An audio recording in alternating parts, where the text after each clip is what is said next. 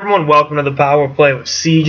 Today we're focusing on the Carl Hagelin for Emerson Etem swap that sent the California kid to Manhattan, and the Swede that played at Michigan come up with the Rangers to Orange County. I was actually, when the trade was announced, I was at the draft, obviously, and I was getting a cup of coffee. I was like, really? Wow, that's a big trade. The draft picks evolved. Anaheim's getting a second and a sixth. New York's getting a second, so the draft is kind of a wash. I think Etem needed a change of scenery. I think he's one of those guys that, going into a different system, different organization, I think can really work wonders for his game. And I think, he's free of the expectations of being the first round pick, hometown kid, type shit that he had to deal with in Southern California. And I think, he's played in some big games for the Ducks. He knows what it takes to compete against some of the best players in the world in the Western Conference. So, I think a clean slate for him on Broadway will be perfect for him. And I think he can really do some fantastic things with that Rangers team because, they've got, good nucleus. I think he can kind of find his niche.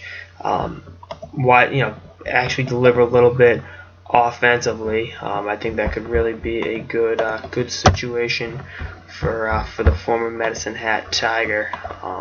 So again, I'm all about this trade for the Rangers perspective, and I think Hagelin's a good fit in Anaheim. I think you look at what he can do, in terms of bringing speed. Etem brings speed. Hagelin gives you a little more consistency than Etem does. I think Etem's upside's higher, but I think the consistency level is what the Ducks want as they try to get over the hump. Hagelin's played in big games himself. He played in the Stanley Cup final. He lost to the Kings in 2014, much the same way as his new team did. So again, I think both players can do really well with the teams that acquired them. I'm a Hagelin guy. Always liked Carl Hagelin. I think he's just a good hockey player, and he really found a great niche in New York.